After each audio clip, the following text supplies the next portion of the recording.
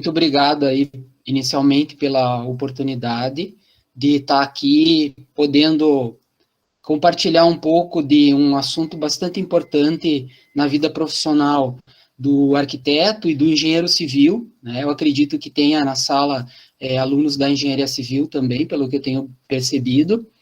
Além de dar aula no curso de arquitetura, eu também sou orientador de alunos do curso de engenharia civil, da URI, né? E também dou aula na agronomia, uma disciplina. E aí, vamos conversar essa noite sobre esse assunto, ao qual eu tenho bastante apreço, e gosto bastante aí do que eu vou conversar, tá? E acredito que vai ser bastante útil para a vida profissional do arquiteto e do engenheiro, tá bem? Então, eu vou compartilhar a tela para começar a minha explanação. Eu já coloquei ali no chat também 3 endereços de sites aos quais eu vou estar utilizando aqui na nossa conversa. Está aparecendo aí já, se puder só me sinalizar, Sara. Tudo certo.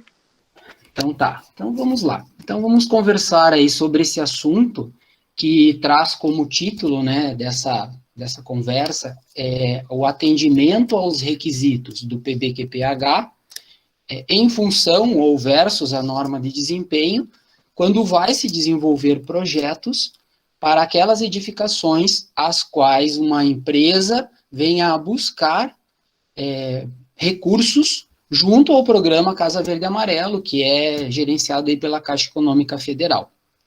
Então, essa é a nossa conversa em cima desses tópicos. E o meu objetivo com essa fala é trazer para vocês não só uma teoria sobre o assunto, mas trazer alguns aspectos práticos que precisam ser aplicados lá nos seus projetos, caso venham a desenvolver esses projetos com esse foco, né, que é buscar esse recurso da Casa Verde e Amarela junto à Caixa Federal. Então, esse é o objetivo principal. Eu espero que eu consiga ajudar, consiga trazer essas informações para vocês, agregar elas ali na vida profissional de cada um. Só vou desligar aqui a minha internet, agora que eu percebi, para não me atrapalhar. Então, como o nosso carro-chefe aqui é o projeto, esse projeto, caso ele tenha esse viés, que é buscar esse recurso junto ao programa Casa Verde e Amarela, inevitavelmente ele vai ter que passar por esse programa, que é o PBQPH, que é chamado de Programa Brasileiro da Qualidade e Produtividade no Habitat. Só que para buscar esse programa, inevitavelmente, esse programa também vai passar pela norma de desempenho, que é a 15.575. E a 15.575 é uma norma que também o programa Casa Verde e Amarelo solicita que seja atendido. Então, esse ciclo, ele é inevitável quando se vai fazer um projeto, e esse projeto vai ter essa conotação. Eu posso dizer que não só quando vai se buscar o programa Casa Verde e Amarela, mas a norma de desempenho, desde que ela começou a existir, já deve ser atendida junto ao desenvolvimento dos projetos. Claro que é uma norma, ela acaba, às vezes, não sendo cumprida na íntegra, mas ela já é regulamentada e já deveria estar sendo atendida junto aos nossos projetos. Então, um pouquinho sobre o programa Casa Verde e Amarela, que é esse primeiro aí, né, que seria o foco principal quando vai se buscar esse recurso. Então, esse programa, ele é lá da Caixa Econômica Federal, que está gerenciando. Antigamente tinha outros bancos que também acabavam dando o financiamento da Casa Verde e Amarela, mas hoje, por enquanto, é a Caixa só que está nesse momento. E aí tem esse site que está aparecendo aqui, que eu coloquei ali no chat para vocês, que é onde se busca, então, as informações relacionadas a esse programa. Então, quando nós entramos ali naquele site, vai ter essa cara. essa tela. E aí, claro que vai ter mais informações que eu acabei cortando aqui para trazer o que é mais importante. Mas a principal em relação ao Casa Verde e Amarela seria esse aqui, habitação urbana. Aí, quando a gente clicar ali no Saiba Mais, nós vamos nos deparar com essa outra tela, que tem um menu aqui que traz uma visão geral do programa, o que ele é, as vantagens, quem pode ter, como é que a gente pode contratar, quais são os parceiros, os documentos, e algumas informações adicionais sobre a habitação. E aí, a primeira informação que nasce ali é o que é o Casa Verde e Amarela, que é um programa do governo federal que buscou, com esse programa, que antigamente ele tinha um outro nome, que era Minha Casa Minha Vida. Então, é uma reformulação do programa Minha Casa Minha Vida, uma melhoria já dentro desse próprio programa, em função de algumas regras que ele tem. E aí ele visou, desde o seu início, né, promover o direito às famílias de terem as suas residências em áreas urbanas, e essas famílias, para ter esse direito, elas precisam ter uma renda mensal de até R$7.000. Além disso, o programa visa que tenha um melhor desenvolvimento econômico, porque vai gerar mais trabalho, mais renda aí, porque as construções acabam proporcionando isso para a nossa economia, e além de melhorar o padrão das residências que as pessoas vão vir a morar, o que vai refletir na sua qualidade de vida. Essa é a ideia do programa Casa Verde e Amarela. E aí, para poder adquirir o recurso, né, o financiamento junto à instituição financeira do programa, existem 3 grupos. Então, esses grupos eles são divididos assim: as famílias que ganham têm uma renda de até R$2.000, de R$2.000 a R$4.000 e de R$4.000 a R$7.000. Cada uma desses grupos vai ter uma taxa de juro em função da busca do financiamento diferenciada, que vai aumentando conforme a renda também dessas famílias. E, além disso, existe um subsídio, que, por exemplo, o grupo 1 tem um subsídio de R$47.500, ao qual o governo que vai estar proporcionando esse subsídio.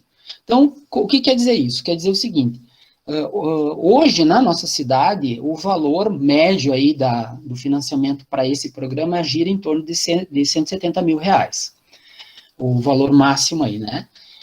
E aí, se enquadrar dentro do grupo 1, quer dizer que a pessoa ela vai financiar só R$122.500, porque o governo vai estar dando aí, subsidiando esses outros R$47.500. E assim, para o grupo 2. No grupo 3 já não tem esse subsídio. Esse valor de R$170.000 depende muito da cidade, do número de habitantes, do estado onde essa cidade está e alguns outros fatores. Então, não dá para dizer assim, todas as cidades é esse valor, porque vai mudar muito.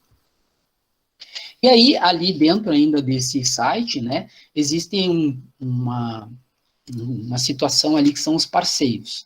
Então, esses parceiros seriam o quê? Seriam aqueles aos quais podem ir buscar esse recurso. Então, pode ser o poder público e entidades sem fins lucrativos, aí ele tem uma linha de crédito chamado associativo, e tem as empresas de construção civil.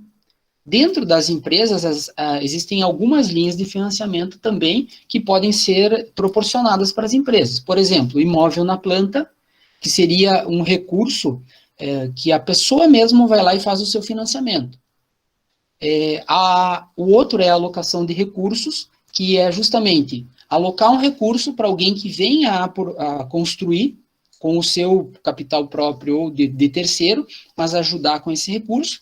O apoio à produção, que daí sim, é quando tem uma empresa que quer construir mais rápido, ela pega esse recurso, ela mesma faz o financiamento, e o plano empresa de construção civil, que é um plano mais simplificado aí para as residências. Então, são 4 linhas de créditos dentro desse parceiro, empresas da construção civil.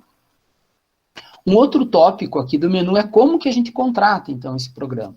Então, o processo da contratação, ele passa por uma análise da instituição financeira. Após essa análise é mostrada uma proposta, essa proposta é a contratação final, caso seja aceita, e a liberação do crédito. E aí, a empresa ao qual está construindo a edificação, seja para qualquer uma das 3 primeiras linhas de crédito ali que eu mostrei anteriormente. Esta empresa, ela tem a necessidade de atender a algumas coisas junto à Caixa Federal para que essa pessoa, depois que queira vir a financiar, ela consiga. Então, aqui estariam essas necessidades, mas o que vale aqui para a nossa conversa agora seria que a construtora ela tenha um nível de qualificação junto ao PBQPH. Tem uma sigla aqui que é o SIAC, eu vou falar um pouquinho dela depois. Então, isso é uma condição perante a Caixa Federal. Se a empresa buscar, ou o cliente dela for buscar o recurso do programa a Casa Verde e Amarela, ou Minha Casa Minha Vida ainda está na cabeça. Se for buscar esse recurso, a empresa precisa estar credenciada dentro de um nível de qualificação do PBQPH. Então, essa é uma informação importante aqui para a gente. E aí, vamos falar um pouco sobre o PBQPH, que é esse programa brasileiro, né, de qualidade e produtividade no habitat. Então, da mesma forma que o Casa Verde e Amarelo tem um site, que também está lá no chat, que eu botei para vocês, que é onde se busca as informações relacionadas a esse programa. Então, quando se entrar aí nesse site, vai se deparar com essa tela. Nessa tela existe um menu. Então, nesse menu tem o que é o programa, né, o PBQPH, por que e como participar, qual a estrutura que ele tem, quais os projetos que o PBQPH tem, o que a imprensa aí proporciona em função de divulgações e tudo mais, e alguns downloads importantes que são necessários para quem for trabalhar nesse sentido. Aí, ali na abinha do PBQPH, nós temos a questão da apresentação do programa, histórico, bases legais e objetivos principais. Na apresentação, nos fala o seguinte, que esse programa, ele é um instrumento do governo federal e ele foi firmado através de uma assinatura numa conferência de habitação aí teve uma carta, a Carta de Istambul, em 1996. E a meta dele era buscar organizar a construção civil, melhorando aí a qualidade das edificações na hora de executá-las. Então, isso é o PBQPH. E aí, ele tem 2 níveis aos quais uma empresa pode vir a buscar a sua qualificação, ou a melhor palavra seria a sua certificação junto ao PBQPH, que é o nível B e o nível A. Como ele tem uma série de requisitos que precisam ser atendidos, que a empresa precisa ser atendida, esses requisitos, caso eles não ainda sejam por completo, uma primeira auditoria que a empresa vai vir a ter, ela pode ser certificada no nível B, que aí é um atendimento de 70% só dos requisitos. E mais algumas outras condições que eu não vou entrar em muito detalhe agora. E o nível A, então, sim, seria 100% daqueles requisitos. E aí, aquela condição, né, construtora com nível de qualificação PBQPH, ou seja, ela vai precisar estar em um desses níveis. Pode começar pelo B, não tem problema. Tendo essa certificação, a empresa está credenciada, ela pode oferecer ali para os seus clientes que eles podem fazer um financiamento junto à Caixa Federal para comprar uma edificação, um apartamento, caso a edificação seja um prédio. Além disso, então, lá no menu, né, tem um históricozinho que fala que esse programa ele foi criado em 18 de dezembro de 1998, também tem uma base legal, aí traz uma portaria onde foi instituído, que é a portaria 134, no ano de 1998, e traz para a gente alguns objetivos e princípios que são importantes que esse programa visa, que é o PBQPH. Um deles é justamente fazer com que existam mais moradias para as pessoas, né, universalizar o acesso à moradia. O outro é ajudar a desenvolver a qualidade e os projetos das edificações.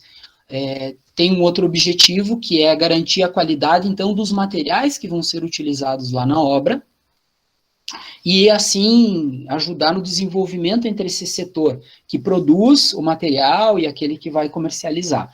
Ajudar a combater problemas de não conformidades, quando vai se executar a obra ou no próprio material. Também ajudar a desenvolver a mão de obra, porque lá, ali dentro do PBQPH tem condições que forçam com que a empresa ela ajude, de alguma forma, o profissional a ir se desenvolvendo um pouquinho mais. Um outro objetivo estaria relacionado a usar mais as normas técnicas, plano diretor e assim por diante. Também, o programa visa coletar informações de cada empresa que está aí trabalhando e dentro dessa certificação, e essas informações vão ser úteis para embasar alguns nortes que precisam ser tomados, alguma forma de melhorar a própria construção civil. Também apoiar novas tecnologias que possam surgir, melhorar a qualidade da habitação, né, já comentei anteriormente, e também promover essa articulação, não só no Brasil, mas no Cone Sul. Então, esses seriam os objetivos. E aí nós temos por que e como participar, né? Então, tem três agentes que estão envolvidos aí, aos quais a gente pode se enquadrar dentro do PBQPH para poder participar dele. O primeiro são agentes do setor. Nesse caso aqui, entrariam as empresas que fabricam materiais e as empresas que executam obras. Tem as instituições, que daí seriam aquelas financeiras, ou as próprias instituições que fiscalizam questões financeiras, e o consumidor. Então, são três agentes aos quais a gente pode se enquadrar, né? Então, normalmente, uma empresa que vai executar um projeto, esse projeto vai precisar dessa situação, ele vai se enquadrar nesse primeiro parágrafo aqui dos agentes desse setor. Também tem a estrutura que o programa tem. Esse programa está vinculado ao Ministério das Cidades, então aqui está falando justamente essa estrutura, né, não vou entrar em detalhes. Aí tem os projetos que o PBQPH tem.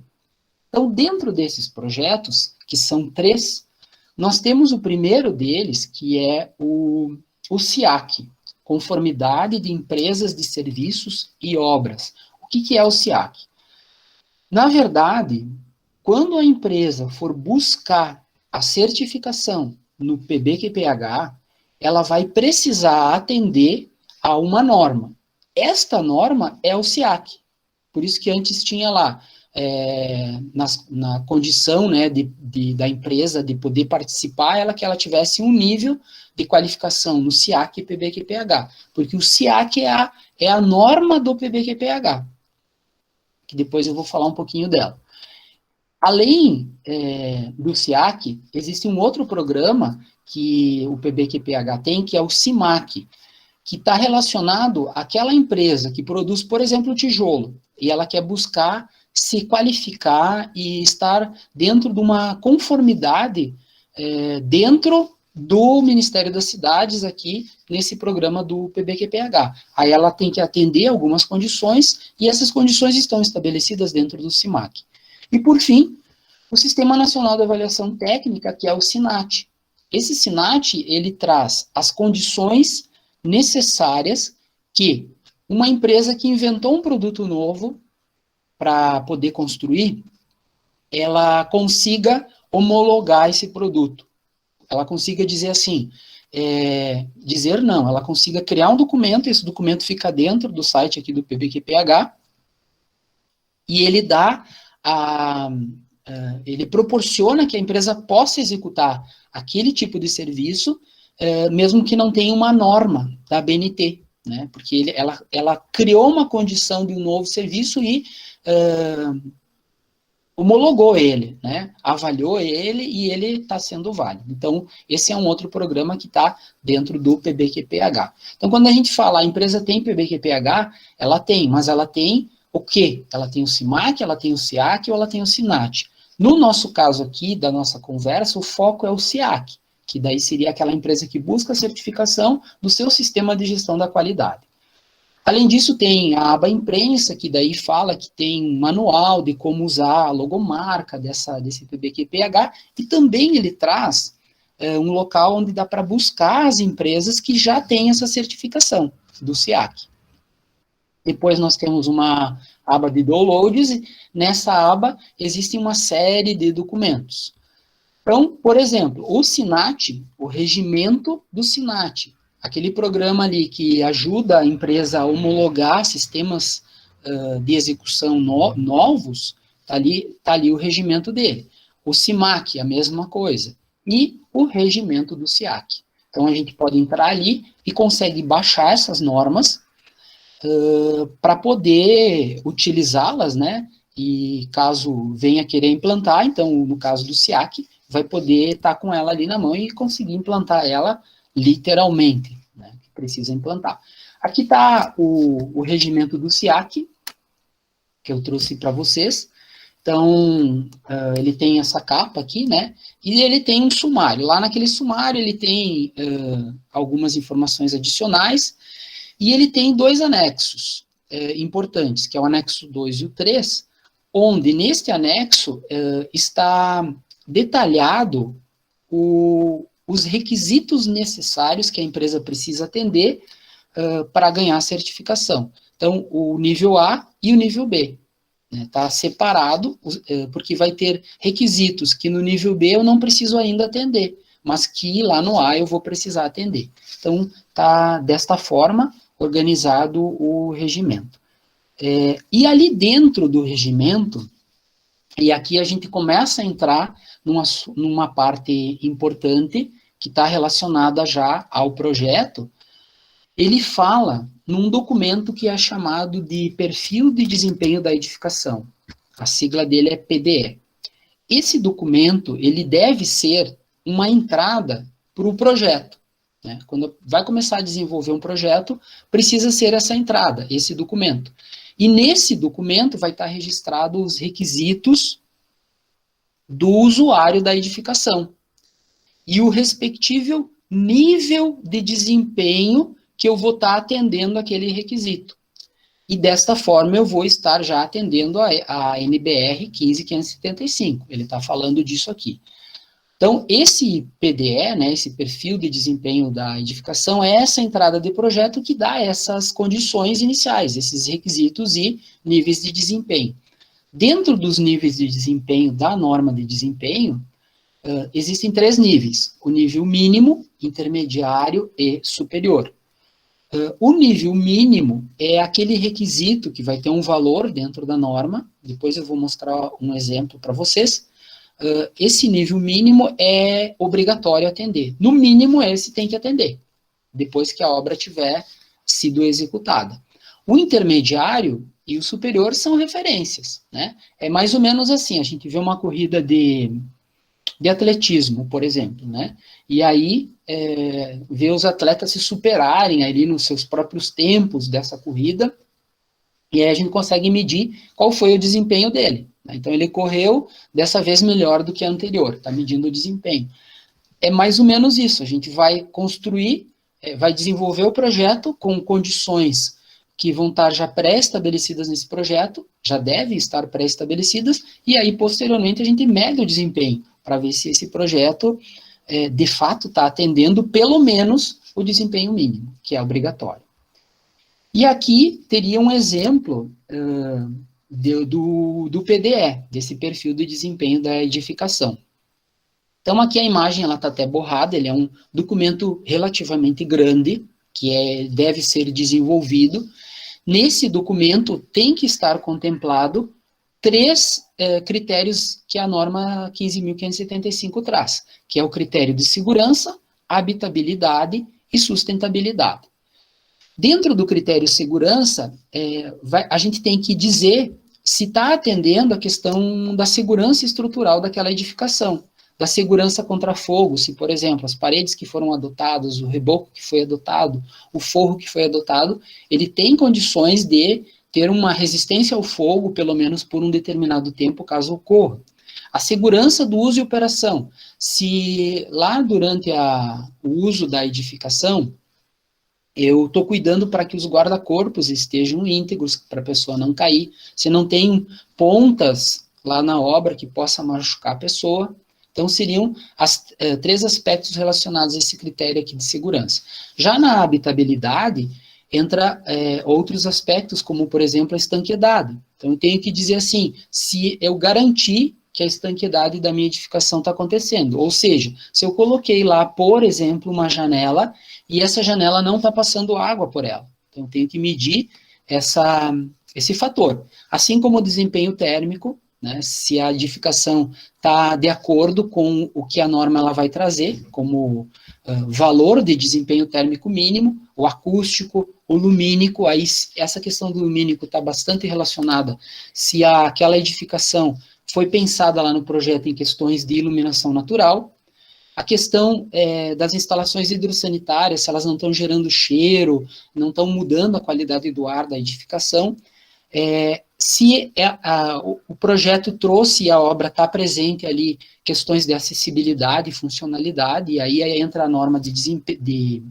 acessibilidade, a 90-50, e também a questão, por exemplo, do conforto tátil e antropodinâmico, que seria se, por exemplo, as maçanetas estão corretas, as torneiras estão corretas, estão proporcionando a condição adequada ergonômica para a pessoa, e o critério sustentabilidade é onde entra a questão da durabilidade, que é se essa obra vai ter a vida útil que a norma de desempenho diz que tem que ter, tanto para a obra como um todo, como para cada sistema ou componente ali da edificação. A questão da manutenção, né, então tem que prever que no final a obra pronta vai ter a sua manutenção para que ela tenha a sua vida útil necessária, e também questões ambientais, né, se aonde ela vai ser construída não vai estar gerando algum problema, que isso tem que ser feito uma análise no início da obra normalmente. Então, esses três critérios, com esses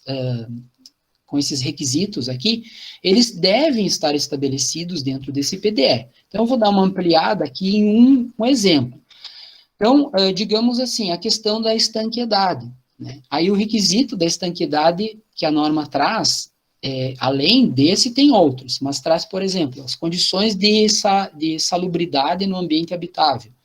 Aí a norma nos traz, lá dentro dela, as questões de nível de desempenho mínimo, intermediário e superior.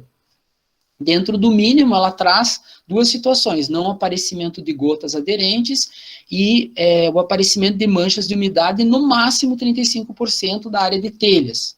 Então, ela dá essas duas condições. Como que a gente vai saber se isso está sendo atendido? Aí, nesse caso, o perfil de desempenho está dizendo que tem um outro documento chamado PCT, que é o Plano de Controle Tecnológico. Lá no plano vai estar nos dizendo como que vai ser feita a inspeção disso aqui. E o Plano de Controle Tecnológico é um outro documento, né, esse PCT, que está dentro do regimento do SIAC. Esse plano, ele tem que dizer de cada um daqueles requisitos que vai estar no perfil de desempenho, como é que vai atender eles, né? E aí, da mesma forma, a gente já vai estar atendendo a norma de desempenho, nesse sentido. E aqui eu trago um exemplo, né, assim como o PDE era um exemplo, ele pode ser formatado como a empresa queira, né, ou o profissional que está desenvolvendo ali queira fazer. O plano de controle tecnológico é a mesma coisa. Então, aqui tem um exemplo. Então, nesse plano, ele nos traz assim, os componentes e elementos ou sistemas, que daí seria, por exemplo, questão da habitabilidade, a estanqueidade, o desempenho térmico, acústico, lumínico e assim por diante. Os sistemas, né, então, dentro da estanqueidade, qual sistema está envolvido? O sistema das vedações internas e externas, que seriam as janelas, por exemplo. Quais são os critérios, qual o tipo de ensaio que eu tenho que fazer para ver se isso atendeu e com que frequência eu faço esse ensaio. E quem que é o responsável em fazer? Então, aqui tem, por exemplo, o planejamento e a diretoria, a obra, é o fabricante, o fornecedor, é o projetista, nesse exemplo seria lá na obra, é lá que vai fazer. Já, por exemplo, a questão do desempenho térmico, vai ser na obra, mas também começa com o projetista, porque o projeto vai ter que estar mostrando ali que já tem essas condições melhores de desempenho térmico, né? O pessoal que faz o projeto aí, principalmente o pessoal da área da arquitetura, trabalha, né, nesse sentido, no conforto térmico, aprende questões relacionadas a como pensar no projeto no conforto térmico, assim como no lumínico e no acústico também. Então, o projeto já vai estar prevendo essa situação. Um outro documento que o regimento traz, e também importante para esse processo, é um documento chamado Ficha de Avaliação de Desempenho. A sigla dela é FAD. O que é essa ficha? Então, digamos o seguinte, que eu vou utilizar um sistema de cobertura com fibrocimento e a estrutura ali da tesoura vai ser de madeira. Esse é um sistema construtivo normal e usual. Aí, o que o pessoal fez aí do PBQPH? Eles fizeram algumas fichas de avaliação de desempenho de alguns sistemas construtivos mais usuais.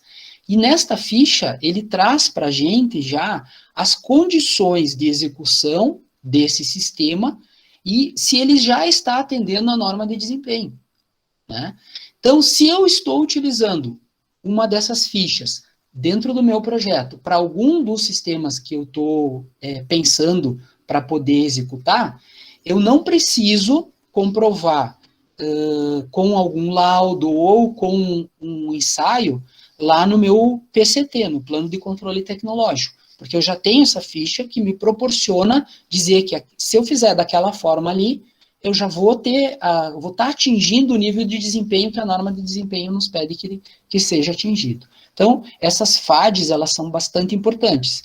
E elas estão lá dentro da aba de downloads para serem baixadas, né? Aqui eu estou botando um exemplo, a FAD número 20, que é o sistema de cobertura com telhado constituído de telha cerâmica, que eu botei telha cerâmica e forro de perfis em PVC. De 7 milímetros de espessura. Então, essa FAD, ela tem essa cara, ó, né, um exemplo aqui para vocês verem. É um documento, né, esse documento ele vai nos trazer informações do processo executivo para esse sistema, né, de utilização da cobertura, assim como o forro, e mais alguns detalhes importantes aí em relação, por exemplo, ao desempenho que isso vai ter, pensando no desempenho térmico relacionado à cobertura ali para a nossa edificação. E além da FAD, tem um outro documento que o regimento traz, que é chamado de DATEC, que é um documento de avaliação técnica. Então, esse documento, ele nasce a partir do momento em que a empresa decide criar um sistema novo de execução. Ela perante o programa Casa Verde e Amarelo e a Caixa Federal, ela precisa que esse sistema novo ele esteja homologado. Então, vamos dar um exemplo. Então, supondo que o sistema inovador aqui que foi utilizado por essa nova obra, por esse novo projeto, seja placas cimentícias, né? Já não é mais um sistema tão novo assim, mas supondo, né, placa cimentícia. Então, essa placa não tem, digamos, uma norma de produto ainda, não tem uma norma técnica. Aí, com base no SINAT, que dá as regras de como homologar esse sistema novo, diz o que tem que fazer, quais os ensaios que tem que fazer do produto, e aí esse produto vai vir a ter uma DATEC, que é uma ficha que está dizendo, agora vale, esse produto pode ser utilizado. E as DATECs que estiverem dentro do site do PBQPH, ali para baixar, elas são válidas, são homologadas, então, mesmo que é um sistema novo inventado por alguma empresa, mas ela homologou aqui, eu posso fazer lá na minha obra, aqui o exemplo é paredes moldadas no local com concreto reforçado com fibra de vidro, por exemplo. Então, eu posso fazer esse tipo de parede lá na minha obra se eu me basear nessa DATEC e dizer que eu estou usando essa DATEC para mim poder executar aqui essa parede e eu estar homologado perante a Caixa. Então, essas seriam as DATECs. E aqui tem um exemplo, né, que é parecido com as FADs, que traz o processo executivo, daquele serviço novo, inovador. E aí, vem uma pergunta, né, como aplicar essas FADs ou DATECs lá no meu projeto, então? Né, que aí entra uma parte prática para o dia a dia de quem projeta aí na área de engenharia e arquitetura. Então, eu trouxe um exemplo aqui de um projetinho, de uma casa, né, dentro desse programa, onde se colocou, por exemplo, informações relacionadas a essas FADs e DATECs. Né? Então, tem aqui nesse local, tem aqui e tem aqui também. Né? Depois eu vou ampliar e vocês vão ver. E, além disso, foi colocado uma informação ali no projeto dizendo o seguinte: atendemos aos requisitos e critérios estabelecidos, a NBR 15.575. Né? Ampliando um pouco, né, aqui na planta baixa, então, se utilizou essa FAD número 42, que são paredes de vedação de alvenaria de bloco cerâmico. E aí a espessura do bloco com revestimento em argamassa em ambas as faces. E a outra FAD foi a 19, colocada aqui nessa esquadria, né, esquadria de alumínio, com tal tamanho e tudo mais. E um outro local seria o sistema da cobertura, então a FAD número 21, que diz que esse sistema de cobertura com telha ondulada, de fibrocimento e tal, vai atender a questão de desempenho que a norma de desempenho exige. Então, dessa forma é que a gente coloca ali no nosso projeto.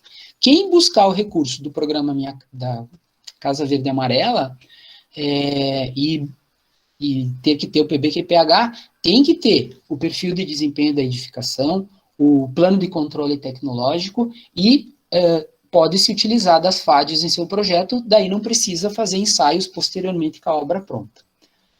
Muito bem. E aí, para finalizar a explicação desses 3 atores que estão envolvidos nesse processo, um pouquinho sobre a 15.575. Né? Longe de mim querer esgotar aqui esse assunto, porque ele é muito, muito amplo, né? Essa norma ela é muito ampla, mas vamos falar um pouquinho dele. Então, esse documento, essa norma, ela nasceu justamente para estabelecer algumas regras que têm como propósito garantir o conforto e a segurança dos imóveis residenciais. E aí, dentro dela, vai estar os requisitos, os critérios e os métodos de avaliação para ver se esses requisitos, né, esses critérios foram atingidos e está proporcionando conforto e segurança para a edificação. Então, um pequeno histórico dessa norma, ela nasceu lá no ano 2000, começou os primeiros rascunhos dela, e aí começou a se pensar nesse assunto. Depois, em 2007, foi disponibilizada a primeira versão para consulta pública, com a ideia de que em 2008 fosse publicada. Mas, quando se depararam aí com a norma de desempenho, viram uma série de situações que ela traz, e aí teve que estudar muito mais, e aí só lá em 2013 que acabou acontecendo oficialmente, né, a publicação dela. E agora, no mês de março, né, no início do ano, aí, no mês de março, ocorreu uma emenda da norma. Essa emenda, ela teve algumas alterações dentro da parte 1, 4 e 5. Né, então, houve essas alteraçõezinhas aí. E a norma está dividida em 6 partes. Né? A primeira parte, ela traz requisitos gerais de toda a edificação. E depois, ela traz mais específicos. A parte 2 dela traz os requisitos dos sistemas estruturais, depois de piso, sistema de piso, sistema das vedações internas e externas, que seriam as paredes, né? O sistema de cobertura e os sistemas hidrossanitários. Então, ela está dividida assim, são normas relativamente grandes, ela tem em torno de 60 páginas, depende da parte dessa norma, né? E dentro dela, então, vai nos trazer as condições. O interessante dessa norma é que ela buscou, dentro dela, colocar aproximadamente 232 outras normas já existentes, tanto brasileiras quanto internacionais, onde essas normas elas trazem regras que a gente precisa cumprir para atender todas as condições ali da edificação. E aí, nesse sentido, é até uma mudança de paradigma, porque agora, desde 2013, na verdade, e agora nem pensando no PBQPH, porque é especificamente a norma, né, a gente já deveria estar atendendo ela no projeto. E aí, é uma nova maneira de fazer o projeto, né, de elaborar esse projeto, porque o profissional, o engenheiro, o arquiteto aí que estiver fazendo esse projeto, tem que pensar e incluir dentro do seu projeto como que o material que está colocando, qual o comportamento que esse material tem, né? Ou o componente adotado ali para essa edificação, o sistema construtivo que foi adotado, seja o sistema estrutural de concreto, seja de madeira, seja de aço, seja wood frame, seja steel frame. Então, pensar ali na hora de fazer o projeto conforme as exigências da norma de desempenho. Então, é como se fosse um coleguinha que fica aqui do lado, da norma de desempenho, na hora que eu estou projetando. Vou projetar a parede, vamos ver o que diz ali. Então, eu vou ter que pensar junto com a norma para desenvolver o meu projeto. E aí, a responsabilidade perante a norma 15.575, ela não é mais só para a execução dessa edificação, só do projetista, do engenheiro e do arquiteto que projetaram. Mas a norma, ela diz que a responsabilidade por esse projeto também é do fornecedor de material, que vai estar gerando aí um componente ou sistema dentro dessa obra que vai ser adotado, o construtor, o incorporador, que cara que está vendendo ali o imóvel, e o usuário também tem a responsabilidade. Então, antigamente, era só o projetista era responsável. Agora não, agora com essa norma, todo esse composto aqui de pessoas, né, está envolvido e tem essa responsabilidade perante a execução da edificação. Então, o que a norma ela determina? Ela determina requisitos, critérios e métodos de avaliação. Dentro dos requisitos, ela traz requisitos de qualidade, que seriam aqueles que eu já comentei anteriormente aí para vocês, né, que seriam os requisitos de segurança, habitabilidade e sustentabilidade. Já por sua vez, os critérios, ou melhor, só para exemplificar um pouquinho mais sobre os requisitos aqui, como são 6 partes a norma, e são aqui todos aqueles requisitos, esses requisitos, eles permeiam por essas 6 partes aqui da norma. Então, quando se fala em segurança estrutural, tem a parte da norma que fala sobre sistemas estruturais, mas a segurança estrutural está passando, por exemplo, pelas paredes, pela cobertura, pelas instalações hidrossanitárias, então é isso que está nos mostrando esse gráfico. E os critérios, então, seria valor, né? A norma traz critérios de valores. Por exemplo, então trago aqui um exemplo para a gente entender, o isolamento acústico. A norma diz o seguinte, que para paredes entre unidades habitacionais autônomas, paredes de geminação, nas situações onde não haja ambiente de dormitório, o desempenho mínimo de decibéis é de 40 a 44 decibéis.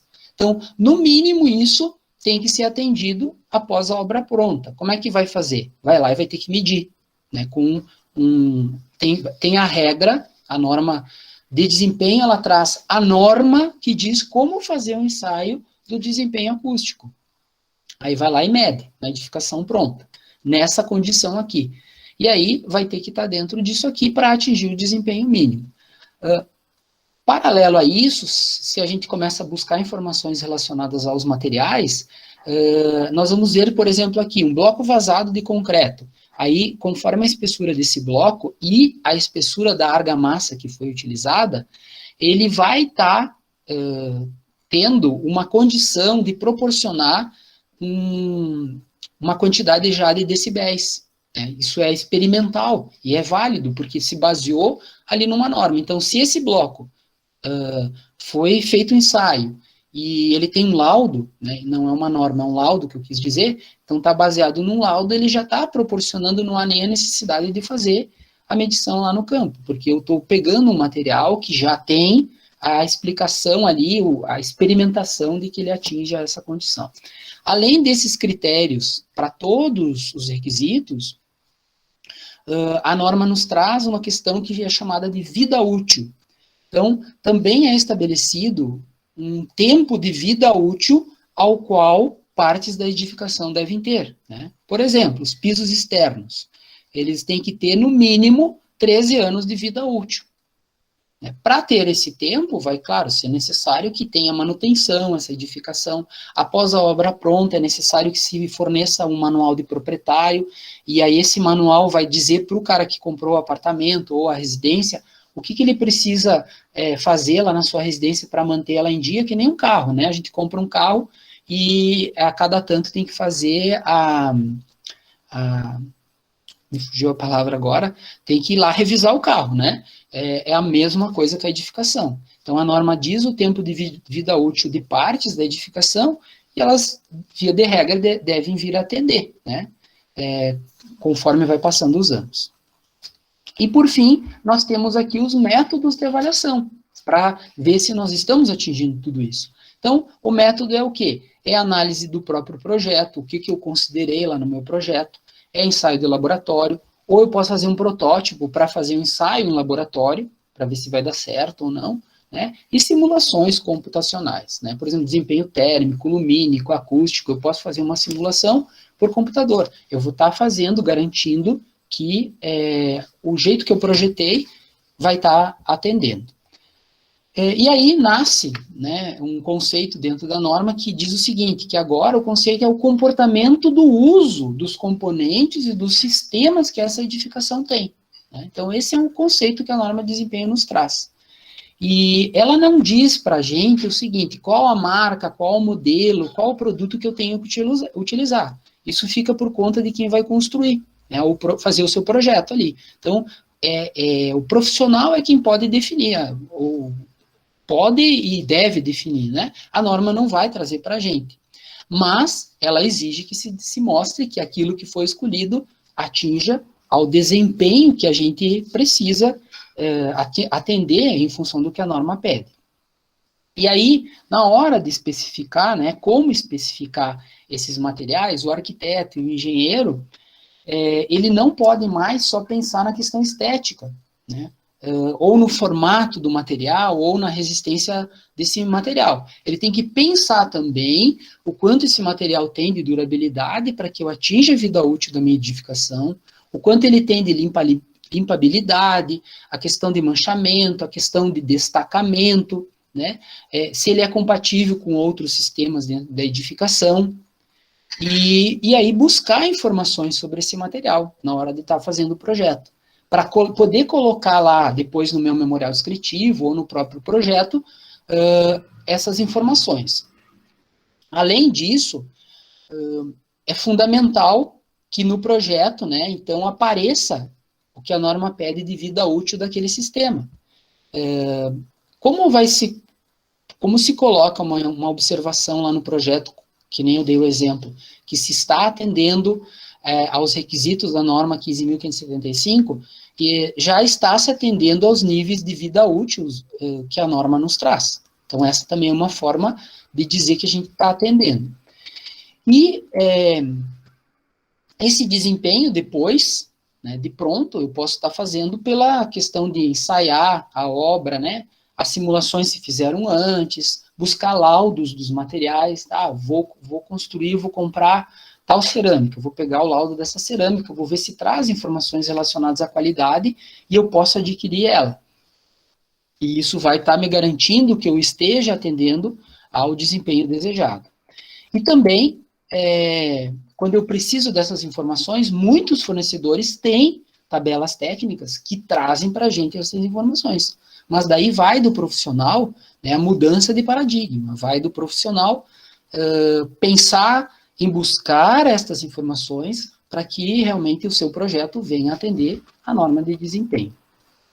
Então, o papel do arquiteto e do engenheiro é explicitar ali no projeto, né, o nível de desempenho que desejado, ou seja, como é que faz isso? Botando lá no projeto as FADs, se for o caso, ou dizendo que está atendendo a norma de desempenho, e, se for o caso, fazer simulações computacionais e manter registro disso, para estar comprovando que atendeu, né?